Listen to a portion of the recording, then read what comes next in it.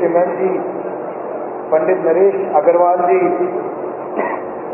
पंडित मनोज शर्मा जी, पंडित प्रवीण जी, पंडित करण सिंह जी, सरपंच बारा, श्री भगवान हिंदुस्तानी, संदीप सरपंच जी सर, आप सबका और जिसका नाम रह गया उन सबका भी बहुत बहुत धन्यवाद करता हूँ जो मंच पे विराजमान है। देखिए, मैं लगभग 4 महीने पहले सांसद बना था, सांसद का चुनाव जीता था और सबसे पहला न्योता मुझे मेहम से आया।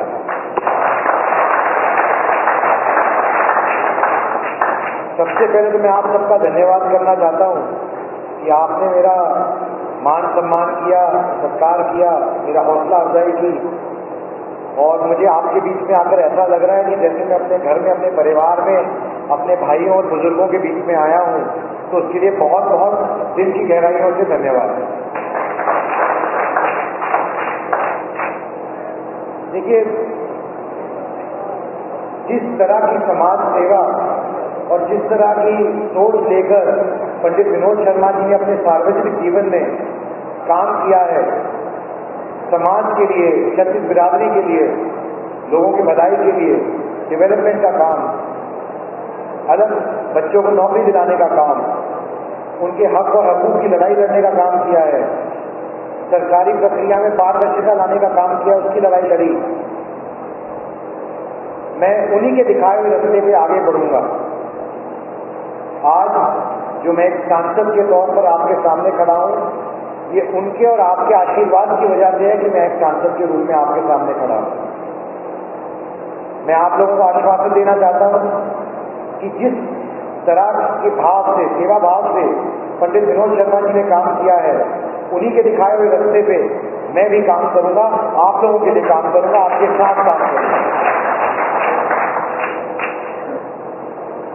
चाहे ईपीपीजी की लड़ाई रही हो, चाहे लोड़ी की जमीन की लड़ाई रही हो, चाहे पारदर्शिता नौकरियों में लाने की लड़ाई रही हो, ट्रांसफर पोस्टिंग की लड़ाई रही हो, ये सारी लड़ाइयां विनोद शर्मा जी ने आपके लिए लड़ी हैं।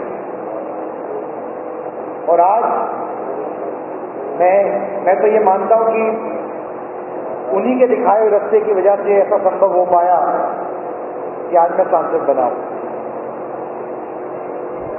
मेरे से पहले जो व्यक्ता महिला बोल रहे थे, उन्होंने कहा कि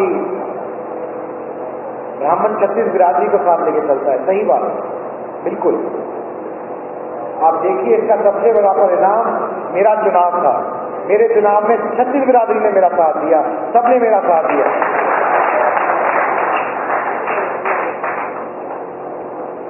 मैं एक अलग सोच लेकर, एक सकारात्मक सोच लेकर, एक ऐसी सोच जो प्रगति की बात करती है, जो युवाओं को रोजगार देने की बात करती है, ऐसी सोच जो अपने समाज के लिए काम करने की बात करती है, क्षत्रिय बिरादरी के लिए काम करने की बात करती है, ऐसी सोच लेकर मैं ऐसे सेवा भाव से राजनीति में आया हूं। और मैं ये मानता हूं कि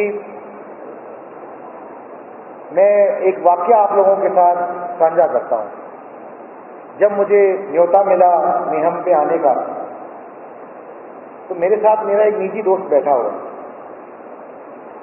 उसने कहा, कार्तिक, हम तो ऑक्सफोर्ड में पढ़े हैं, इंग्लैंड में बड़े स्कूल में पढ़े हैं और मीडिया में, व्यवसाय में अपना अच्छी जगह बनाई है अपने लिए, राष्ट्रीय अंतर्राष्ट्रीय लेवल के कार्यक्रम में आप जाते हो और मेहम में आपको न्योता है, आप जाओगे?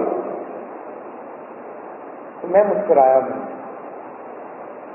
अब मैंने उसको कहा कि उस पढ़ाई का और उस सक्षमता का, उस सक्सेस का क्या फायदा जो अपने समाज और अपने घर के काम ना आ सके, अपने समाज के काम ना आ सके।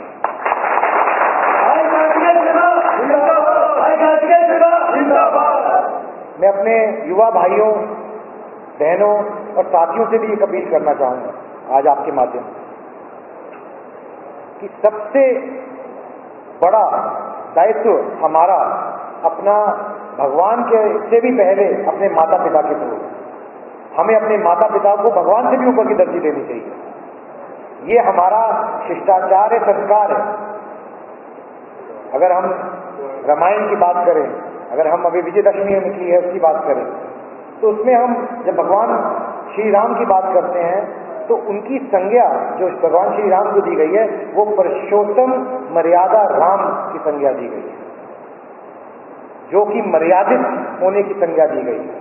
तो मैं अपने युवा भाइयों को भी ये एडवाइस देना चाहता हूं कि हमारे को उन्हीं के दिखाए हुए रास्ते पे एक मर्यादित तरीके से सबसे पहले अपने माता पिता का आशीर्वाद लेते हुए, उनका स्नेह प्राप्त करके, उनका आशीर्वाद, उनका ध्यान रखते हुए आगे बढ़ना है।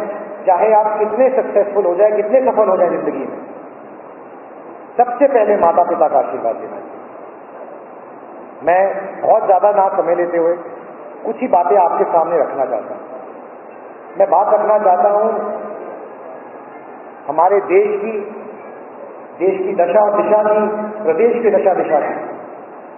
आज मुझे कहने में खुशी है कि हमारा देश एक कौशल नेतृत्व, प्रधानमंत्री नरेंद्र मोदी जी के कौशल नेतृत्व में आगे बढ़ रहा है पिछले 8 साल से। मैं राजनीतिक जीवन में सक्रिय होने से पहले व्यवसाय में भी हूं और काफी उसकी वजह से मुझे देश विदेश में घूमना पड़ता, जाना पड़ता था।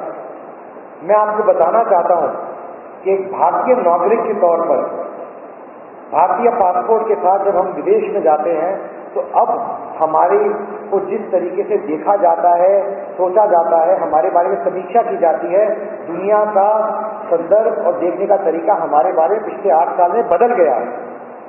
जिस तरह से भारत और भारत के लोगों को देखा जाता है, उनका आकलन किया जाता है, बदल गया है। ये उसी श्रृंखला में एक चीज है जो माननीय प्रधानमंत्री के कार्यकाल में हुई है। सिर्फ यही नहीं, इसके अलावा डिजिटल इंडिया, 5G टेक्नोलॉजी और ऐसे बहुत से कार्यक्रम, स्वच्छता अभियान से लेकर जिसके अंदर भारत का की वृद्धि हुई है और भारत आगे बढ़ रहा है। सिर्फ यही नहीं, हमारी देश की सीमाएं आज ऐसे कौशल नेतृत्व के अंदर सुरक्षित हैं। अगस्त के महीने में मुझे लाल चौक जाने का मौका मिला और वहां पर तिरंगा फहराने का मौका मिला।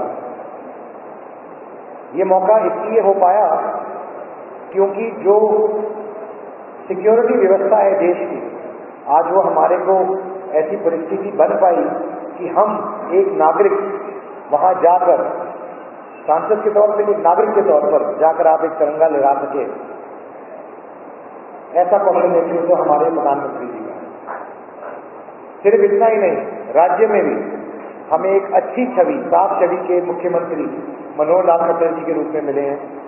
मुझे खुशी है कहने में कि जो लड़ाई पंडित विनोद शर्मा जी ने लड़ी थी पारदर्शिता की, नौकरियों में, ट्रांसफर पोस्टिंग में, और जिस नारे के साथ 2014 में उन्होंने कांग्रेस पार्टी को छोड़ा था लोगों की लड़ाई के लिए, लोगों के हक की लड़ाई के लिए, उन्होंने IMT की लड़ाई लड़ी अंबाला में, जिससे रोजगार मिलेगा पूरे के पूरे जिला को।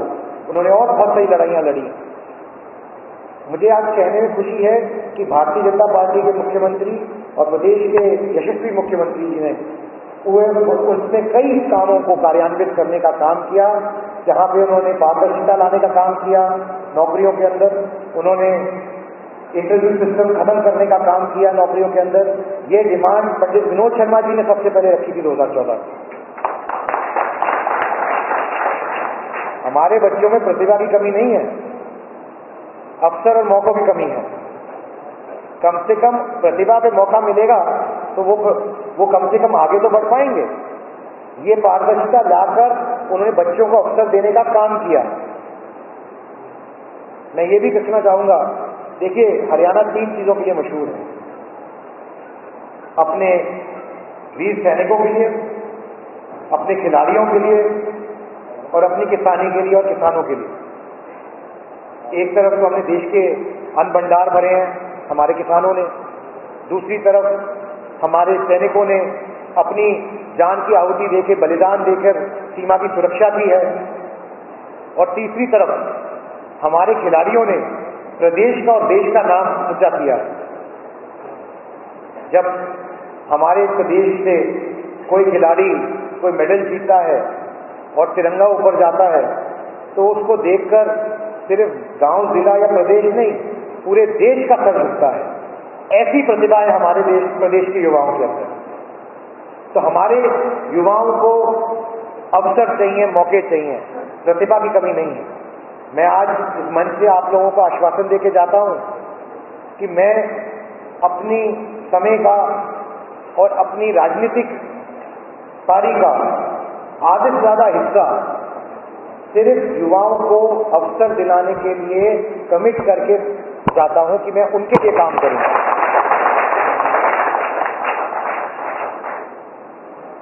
बहुत ज्यादा समय न लेते हुए मैं आप सबका एक बार फिर धन्यवाद करना चाहता हूं और मैं निवेदन करना चाहता हूं कि बड़े बुजुर्ग अपना आशीर्वाद बनाए रखें, युवा साथी भाई अपना प्यार में सहयोग देते रहें ताकि मैं सक्षम बन सकूं और सक्षम बन सकूं कि समाज का, छत्तीस बिरादरी का सबका काम कर सकें, सबके साथ खड़े हो सकें।